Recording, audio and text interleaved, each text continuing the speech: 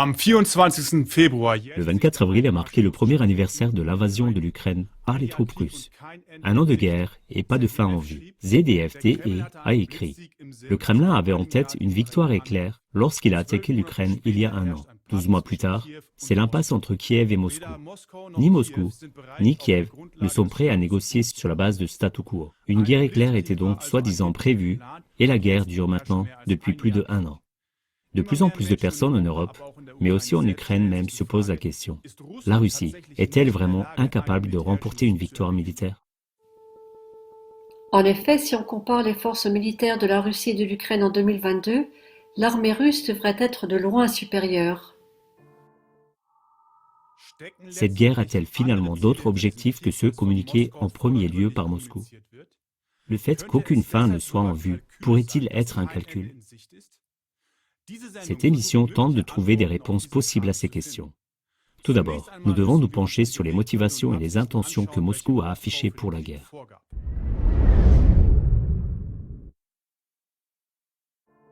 Premièrement, la menace de l'extension de l'OTAN vers l'Est et de l'entrée de l'Ukraine dans l'OTAN. Deuxièmement, l'aide aux républiques populaires du Donbass. Troisièmement, la dénazification de l'Ukraine. L'élargissement à l'est de l'OTAN évoqué par Poutine s'est déroulé en 5 étapes depuis 1999 jusqu'aux frontières de la Russie. D'autres candidats seraient notamment la Géorgie, l'Azerbaïdjan, l'Arménie, le Kazakhstan et l'Ukraine. Il est difficile de nier que cela ne plaît pas à la Russie. Selon les données de l'ONU, le conflit qui dure depuis 2014 dans l'est de l'Ukraine a coûté la vie à 13 000 personnes, dont environ 3 300 civils, rien que jusqu'à la fin 2018. Les attaques des troupes ukrainiennes contre la population du Donbass ont augmenté de manière drastique à partir de la mi-février 2022, c'est-à-dire avant même l'entrée des troupes russes.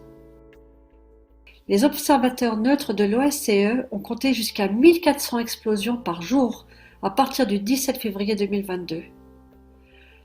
100 000 civils auraient été évacués vers l'intérieur ou vers la Russie pour les protéger. Le régiment Azov est un bataillon de volontaires qui a intégré la garde nationale du ministère de l'Intérieur ukrainien en 2014. Selon Wikipédia, l'unité est controversée en raison de ses liens avec des groupes d'extrême droite et de sa symbolique nazie. Après un an de guerre, nous faisons le bilan. Dans quelle mesure la Russie a-t-elle poursuivi ou atteint les objectifs qu'elle s'était fixés? Une table ronde organisée par le portail internet Nuoviso avec Billy Zix fournit quelques éléments de réponse. Billy Zix est un journaliste d'investigation allemand connu pour ses reportages dangereux sur les différents points chauds du monde. Billy Zix a passé plusieurs semaines à Kharkov en 2022. Il répond ainsi à la question de savoir ce que veulent vraiment les gens dans l'est de l'Ukraine s'ils souhaitent l'aide de la Russie. Il faut faire une distinction entre les villes, les régions et les campagnes pour savoir si les habitants de l'est de l'Ukraine sont majoritairement pro-russes ou pro-ukrainiens. Lors de sa dernière visite en Ukraine en 2014, un tiers était pro-russe et 2 tiers voulaient rester passifs en dehors du conflit. Aujourd'hui, environ un tiers est toujours pro-russe, mais un tiers est aussi clairement pro-ukrainien. Parmi la population principalement russophone, la vision a changé au cours des 10 derniers mois. Citation de la population. Poutine n'est pas venu avec des cadeaux, mais avec des bombes. Le Donbass a désormais été complètement dévasté, à tel point que lui, Billy Zix, ne voit plus du tout d'avenir. C'est ce que confirment les rapports des lettres que KlaTV a reçues d'Ukraine. Les gens n'y ont en aucun cas reçu de l'aide. Bien au contraire, l'invasion des troupes russes les met encore plus en danger qu'auparavant. Ils sont privés de l'essentiel pour vivre. Par exemple, ils ne reçoivent de l'eau que 2 fois par semaine pendant quelques heures. La plupart des jeunes et des familles ont donc quitté cette région agitée. De plus, selon Billy Zix, Poutine n'a pas non plus mis fin à la guerre lorsqu'il en avait encore la possibilité, à savoir le 9 mai 2022, alors que la Russie venait de s'emparer de Mariupol. Le corridor terrestre entre la Russie et la Crimée était ainsi garanti, afin d'approvisionner la Crimée en eau et en électricité. Les voies ferrées et les routes étaient également sous contrôle russe. Poutine aurait pu mettre fin à la guerre à l'époque, retirer les troupes de la région de Kharkov, construire une ligne de défense et n'agir que de manière défensive. Il aurait eu l'occasion de mettre les Ukrainiens en porte-à-faux vis-à-vis de l'opinion publique mondiale. Au lieu de cela, Poutine aurait dit dans son discours du 9 mai « Nous devons continuer à dénazifier et nous sommes en guerre et cela durera encore longtemps ». En ce qui concerne cette prétendue dénazification, CLA TV a reçu d'autres incohérences de la part des témoins ukrainiens. Selon le rapport ukrainien, des nationalistes du régiment militant Azov étaient encerclés à Mariupol. Ils ont été capturés par les troupes russes, mais ce sont justement ces prisonniers qui ont été échangés peu de temps après contre des prisonniers russes et ramenés en Ukraine avec les honneurs via les Émirats arabes. Question des citoyens ukrainiens. Si Poutine veut dénazifier l'Ukraine, pourquoi ce sont justement des prisonniers du bataillon Azov qui sont rapatriés? Il pourrait bien sûr s'agir de rumeurs délibérément répandues, mais que se passe-t-il si ce n'est pas le cas? Billy Six rapporte en outre qu'il a clairement perçu d'autres nationalistes en Ukraine comme des opposants à un agenda mondialiste. Ils sont contre la migration, contre l'adhésion de l'UE et à l'OTAN, contre les vaccins, et ne veulent rien à faire avec les communismes. Et ce seraient justement ces derniers qui seraient la cible principale de la guerre menée par les Russes. En raison de toutes ces incohérences, voici un bref bilan intermédiaire. La population de l'Est n'a reçu aucune aide. En raison de la situation désastreuse, la plupart des gens ont dû quitter leur foyer. Les personnes âgées qui sont restées vivent dans des conditions catastrophiques, sans infrastructures fonctionnelles. Quant à la prétendue dénazification, on constate là aussi plutôt le contraire. Ces incohérences amènent même les Ukrainiens à se demander ce qui pourrait se cacher d'autre derrière la guerre.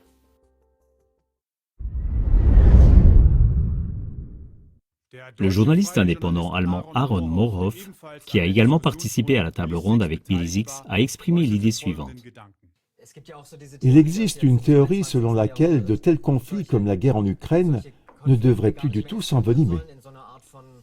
Il ne s'agit pas d'une guerre frontale, d'une guerre totale.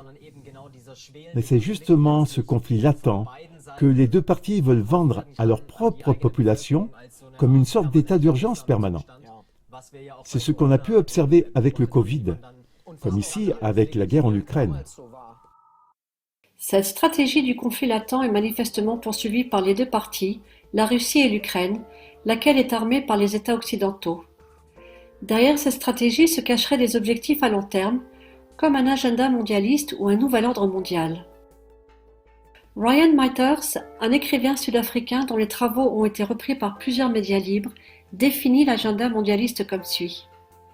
Une partie de l'agenda mondialiste consiste à détruire l'économie actuelle afin de permettre l'introduction d'un nouveau système économique appelé Great Reset.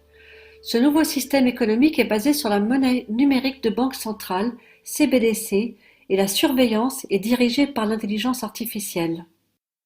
Si on considère les conséquences de la guerre en Ukraine, cela pourrait être une explication plausible. Cette guerre sans fin visible contribue surtout à déstabiliser l'économie mondiale. Le prix du gaz s'envole et les marchés financiers s'affolent. Billy Six ne voit ni Poutine ni le gouvernement ukrainien comme des adversaires d'un agenda mondialiste. Bien au contraire. Selon lui, Poutine poursuit le même objectif, mais avec une note russe plus prononcée. Ainsi, Poutine a joué le jeu de la prétendue pandémie du Covid-19, tout comme la plupart des autres pays du monde. La Russie a été un précurseur dans l'introduction des carnets de vaccination. Au début de l'année 2022, la Banque de Russie a commencé à tester son rouble numérique, sa version de la monnaie numérique de banque centrale, CBDC, pour ne citer que quelques exemples. Il s'agit d'une image incomplète. Il n'est pas encore possible de tirer des conclusions définitives. Mais de nombreux éléments indiquent que la guerre russo-ukrainienne a des enjeux qui vont bien au-delà des intérêts nationaux. Le rôle de Poutine est également loin d'être clair. De nombreux éléments indiquent que la guerre russo-ukrainienne se révèle être le précurseur d'un agenda mondialiste. C'est donc sous cet agenda qu'il convient de continuer à observer la suite des événements dans cette guerre. Vous trouverez ici l'émission de près de 2 heures, Ligne de front Billy Six chez Barcode.